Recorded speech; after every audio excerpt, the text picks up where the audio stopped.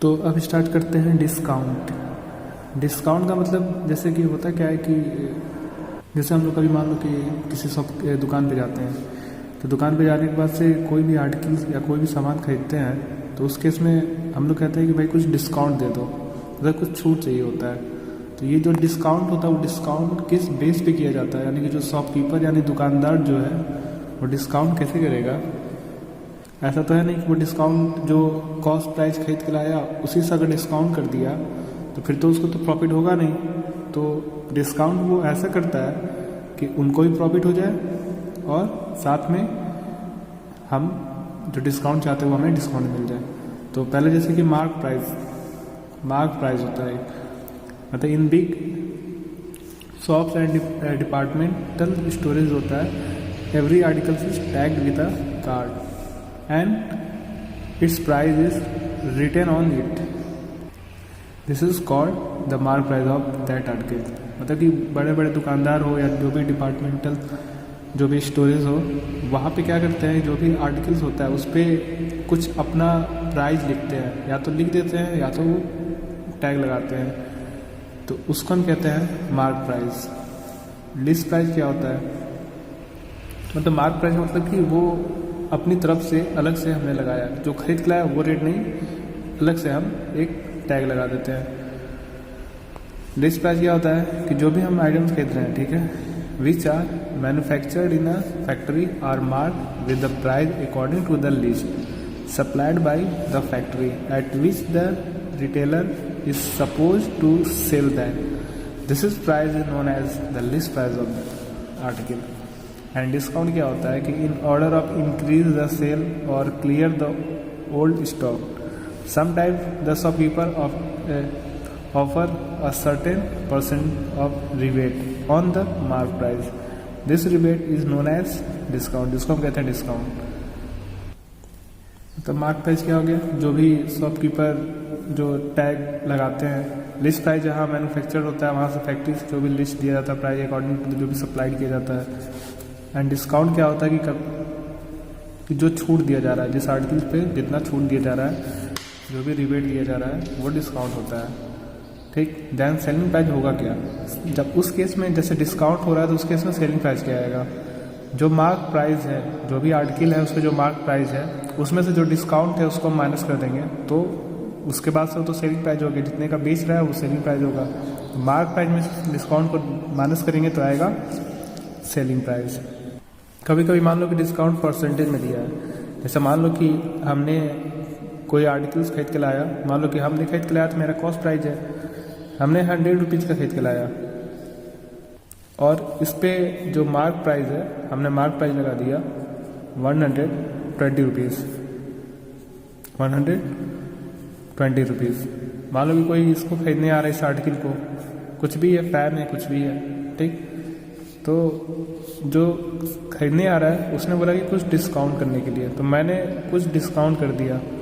तो डिस्काउंट हमने कितने किया, 10 रुपीज़ की। तो 10 रुपीज़ का हमने डिस्काउंट कर दिया, तो अब इसकी सेलिंग प्राइस क्या होगी।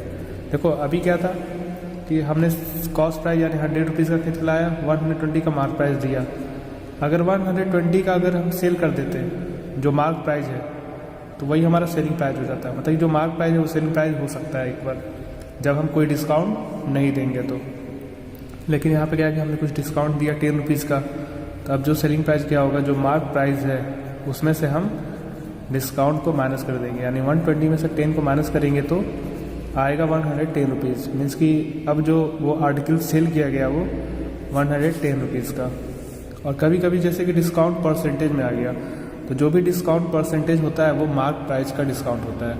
जैसे मान लो कि कोई आर्टिकल है, सेकेंड एग्जांपल, कोई आर्टिकल है जो कि खरीद के लाया गया कितने का, मान लो कि 1000 का खरीद के लाया गया, 1000 रुपीज़ का, और इसका जो मार्क प्राइस है, मार्क प्राइस क्या है, 1100 रुपीज़ है। और मान लो कि डिस्काउंट दिया जा रहा है कितना, 10% का, 10% या 5%, चलो 10% का डिस्काउंट दिया जा रहा है। तो जो 10% का डिस्काउंट दिया जा रहा है वो मार्क प्राइस का, कॉस्ट प्राइस नहीं, मार्क प्राइस का 10% दिया जाएगा।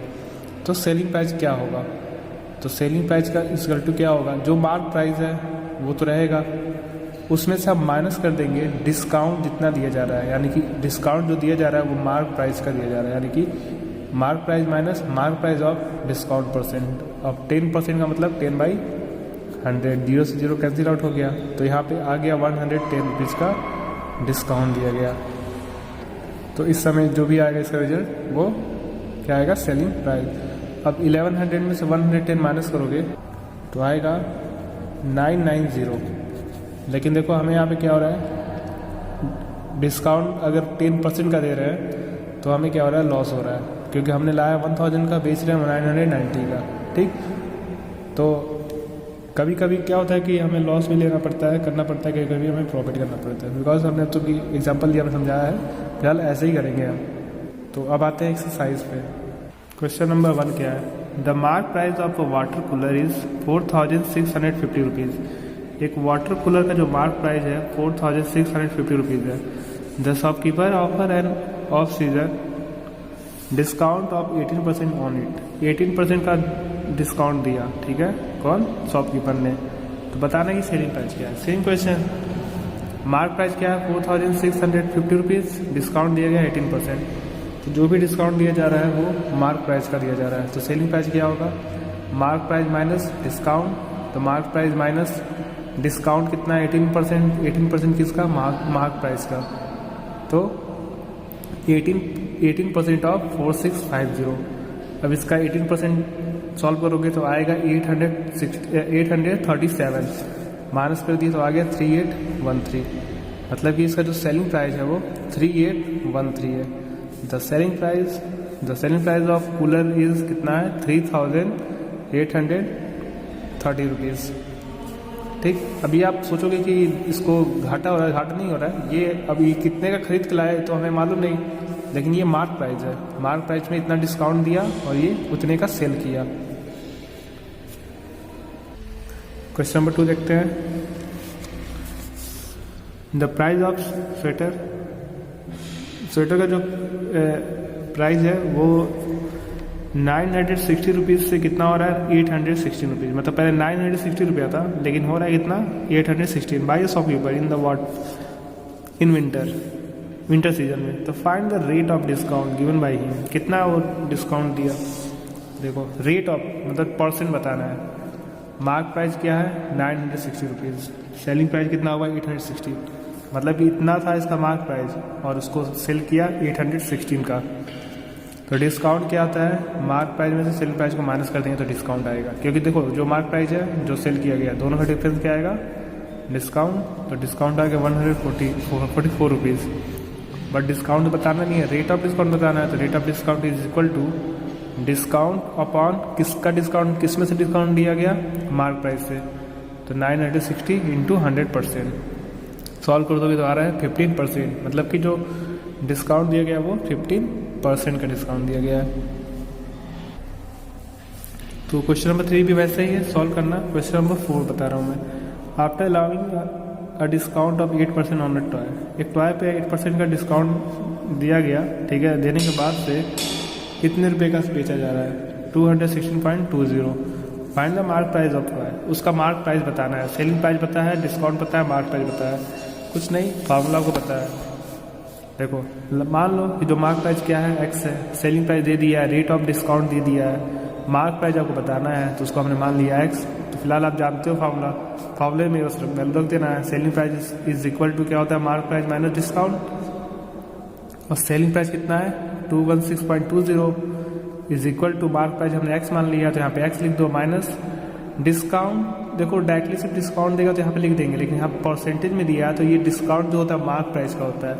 तो मार्क प्राइस कितना था, एक्स था, तो एक्स ऑफ 8%। अब देखो इसको हमने इधर कर दिया, उसको उधर भेज दिया इधर वाले को, तो एक्स माइनस एक्स 8% का 8/100 हो गया, इज इक्वल टू, यहाँ से डेसिमल हटा दोगे तो 1 लिख के 00 लिखोगे, 00 हो गया यहाँ पे 1 मान लो, 100 कैल्शियम आएगा 100। उसके बाद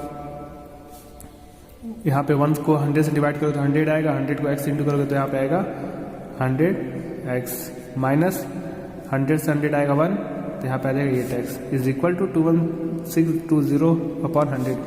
ये 100 से 100 कैंसिल आउट हो जाएगा क्योंकि इधर जाके इंटू हो जाएगा तो कैंसिल आउट हो जाएगा।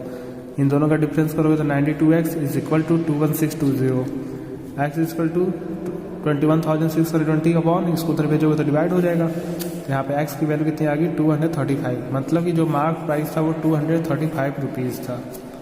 और कितने का सेल किया, वो सेलिंग प्राइस क्या था 216.20 और उस पर डिस्काउंट हुआ 8% का। क्वेश्चन 5 भी वैसे सॉल्व करना। क्वेश्चन नंबर 6 देखो, अ dealer mark his goods at 35% above the cost price and allow a discount of 20% on the mark price. Find his gain or loss %.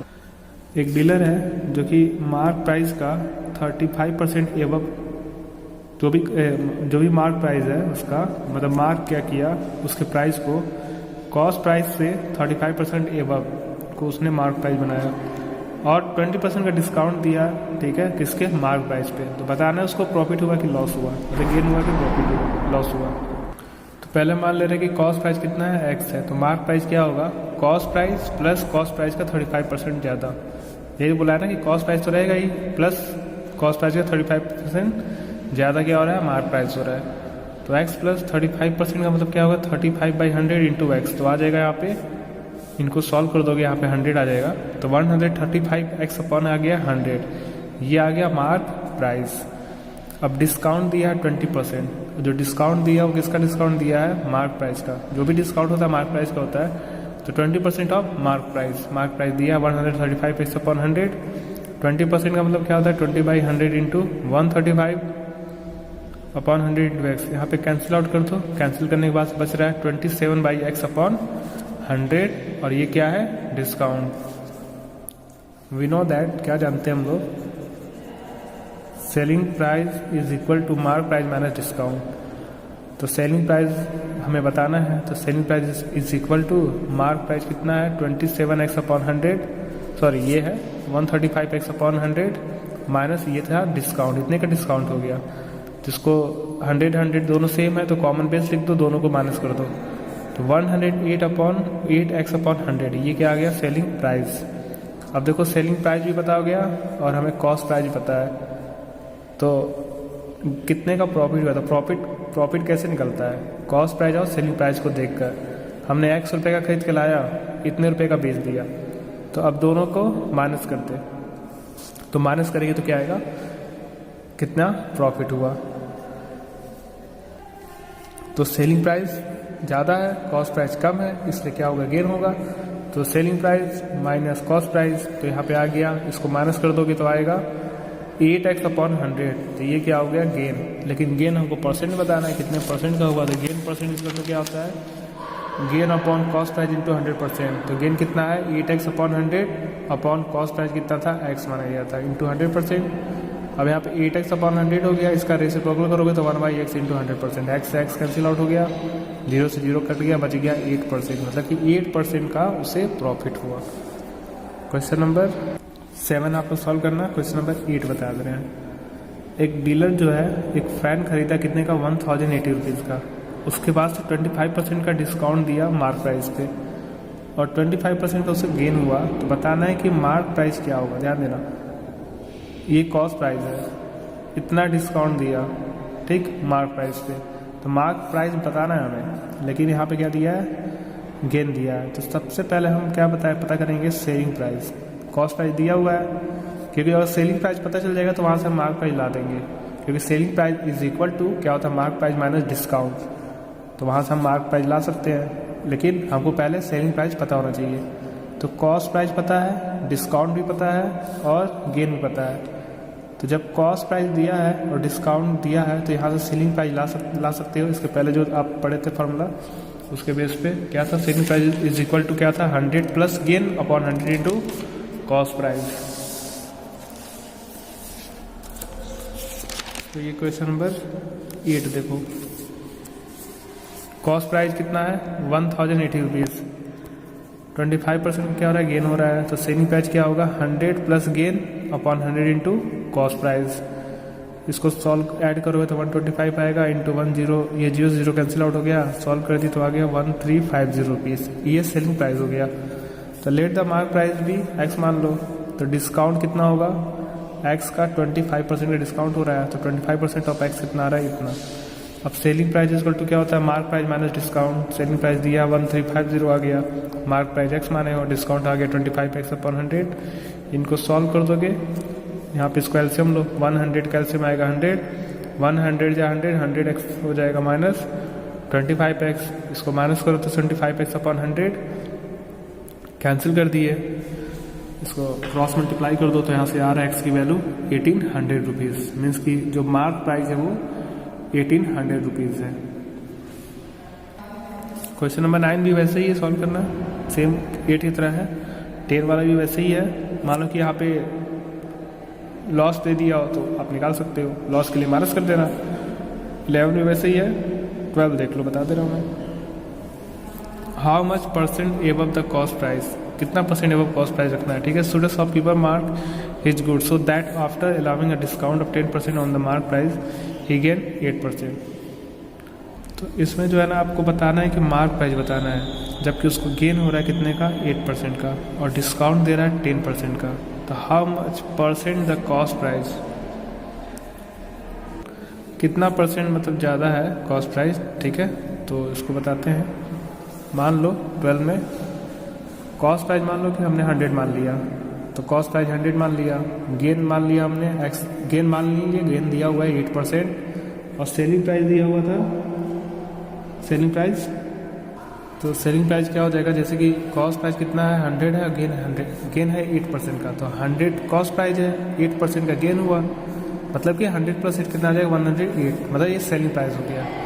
Mark price मान लो कि x रुपया है, तो डिस्काउंट क्या होता है, डिस्काउंट दिया गया था क्वेश्चन में 10% का डिस्काउंट दिया गया है, 10% का डिस्काउंट है, तो 10% का डिस्काउंट किस पे हुआ, मार्क प्राइस का, तो 10% ऑफ क्या हो जाएगा x, 10% का मतलब क्या हो जाएगा 10/100 इंटू x, आ जाएगा x/10। अब selling price is equal to क्या होता है, mark price minus discount. Selling price क्या है 108 is equal to mark price x, discount आ गया x/10।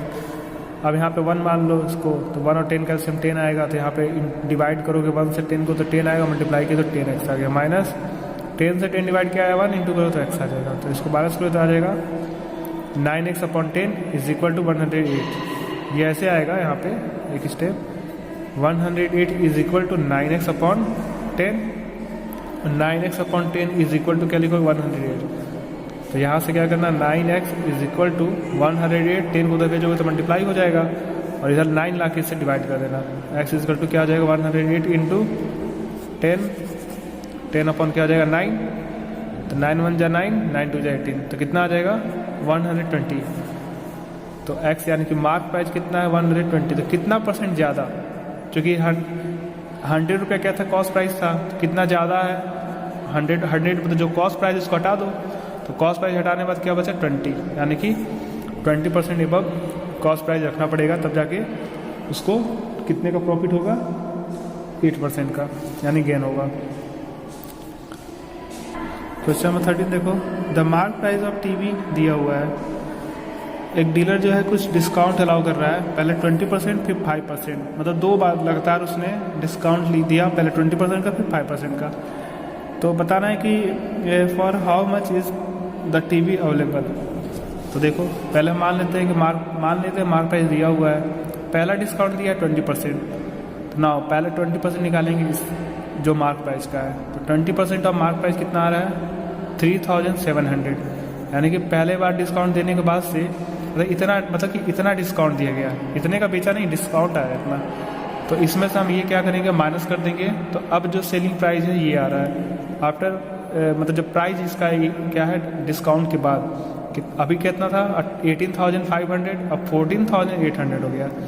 सेकेंड डिस्काउंट 5% है, तो अब इसका डिस्काउंट देंगे सेकेंड, यानी 5% ऑफ 14,800 का, तो कितना आ रहा है 740 रुपीज़। अब जो तो 740 रुपीज़ जो डिस्काउंट हुआ सेकेंड डिस्काउंट, अब क्या करेंगे हम इसको माइनस कर देंगे, ये जो पहली बार जब डिस्काउंट हुआ तो उसके बाद जो उसका प्राइस आया था कितना 14,800, अब इसमें से हम माइनस कर देंगे जो डिस्काउंट आ रहा है 740 रुपीज़, तो आ गया लास्ट में मतलब इसका जो अवेलेबल होगा टीवी का जो प्राइस वो 14,060 रुपीज़। तो ये एक्सरसाइज कंप्लीट हो गया। अब इसके बाद आते हैं हम लोग सेल टैक्स पे। तो यहाँ पे क्या है, सेल्स टैक्स, ठीक है, sales tax ST and value added tax VAT बोलते हैं जिसको शॉर्ट फॉर्म में। सेल्स टैक्स क्या होता है? Sales tax is charge by the shopkeeper from the customer on selling price of an item and it added to the value of the bill. ठीक, sale tax is paid in a state to the respective state या government, जो भी government से उनको हमें पे करना होता है। तो जो भी शॉपकीपर होते हैं वो चार्ज करते हैं किस पे, कस्टमर पे। एंड वैट क्या होता है? These days the price of articles include the tax called VAT. Different items carry VAT at different rates. ठीक, तो ये सब होता है सेल टैक्स एंड वैट। अब इनके बेस पे क्वेश्चंस आते हैं।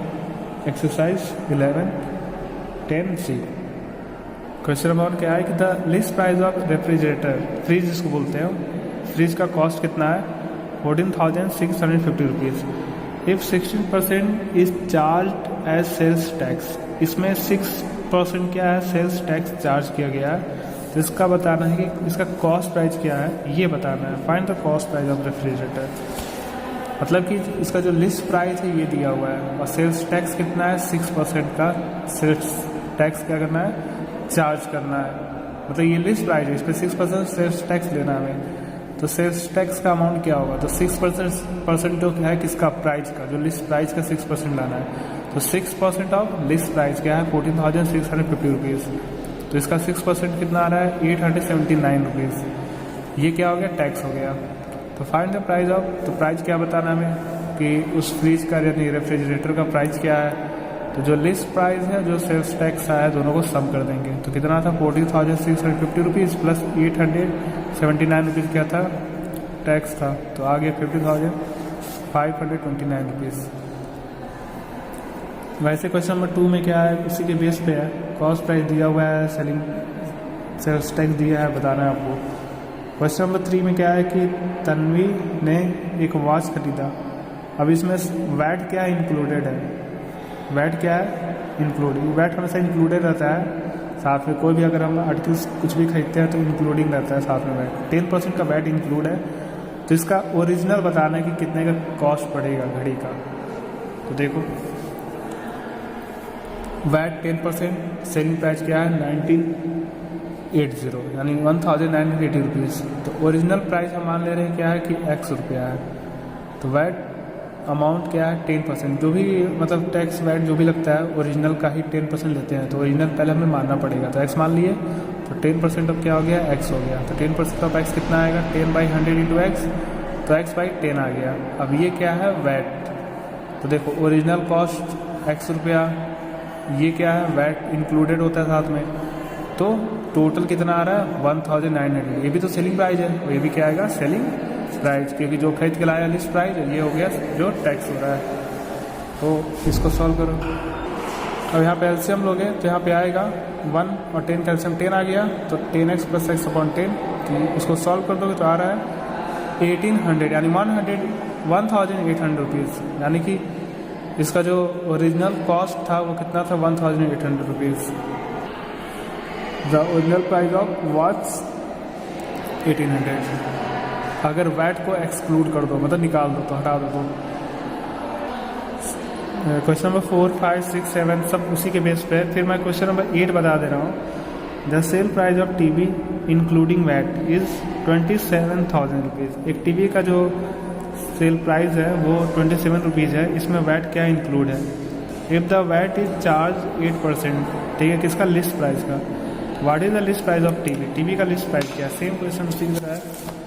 देखो सेलिंग प्राइस कितना है 27,000, वैट कितना है 8%। ओरिजिनल टीवी का कॉस्ट हमने मान लिया X रुपया, तो वैट का अमाउंट कितना होगा 8% ऑफ लिस्ट प्राइस X, तो कितना आ जाएगा 8x/10। अब टोटल टीवी का कॉस्ट क्या होगा, जो लिस्ट प्राइस है और जो वैट, दोनों को प्लस करोगे इसके इक्वल हो जाएगा। सेम पहले की तरह क्वेश्चन है। 1 और 100 का एलसीएम कितना आएगा 100, डिवाइड करोगे तो यहाँ पे इंटू करोगे, यहाँ पे 8x आ गया तो 108x इक्वल टू क्या हो जाएगा, ये उधर जाके मल्टीप्लाई हो गया, तो सॉल्व कर दिए तो आगे 25,000, मतलब कि इसका जो लिस्ट यानी ओरिजिनल प्राइस था जो था टीवी का वो 25,000 रुपीज़ थी। क्वेश्चन नंबर 9 क्या है कि the sale price of Rohit ने कुछ शूज़ खरीदा पेयर ऑफ शूज़ खरीदा, कितना, एक पेयर ऑफ शूज़ खरीदा 880 रुपीज़ का, और इसमें साथ में वैट भी इंक्लूडेड है, ठीक है। इफ़ द ओरिजिनल कॉस्ट दे दिया है, अब वैट हमें बताना है कितना वैट है, ओरिजिनल कॉस्ट दे दिया 840 रुपीज़, हमें वैट बताना है VAT, यानी कि सेलिंग प्राइस कितना दिया है 882 रुपीज़, ओरिजिनल प्राइस क्या था 840 रुपीज़, मतलब कि पहले ही इसका जो लिस्ट प्राइस ये है यहाँ से इसको लाया गया यहाँ तक सेल करने का, तो अब इसमें टैक्स कितना होगा यानी कि वैट कितना होगा, दोनों का डिफरेंस क्या आएगा, वैट आएगा। तो 882 में से माइनस कर देंगे 840 रुपीज़, तो आगे इतना वैट। अब इसी का परसेंटेज बताना है, तो वैट अपॉन जो भी हम ये VAT यानी वैट जो भी आया है, जो भी टैक्स आ रहा है, वो जो टैक्स आ रहा है वो किसका है, ओरिजिनल कॉस्ट पे डिपेंड करेगा, यानी कि VAT upon original price into 100%। VAT कितना है 42, ओरिजिनल प्राइस के साथ क्या था 840 रुपीज़ इंटू 100, तो आएगा 5%, मतलब कि जो वैट है वो का रेट जो है वो 5% है। तो ये चैप्टर कंप्लीट हो गया, बाकी जो भी क्वेश्चन है आप सॉल्व कर सकते हैं। तो ठीक है, थैंक यू।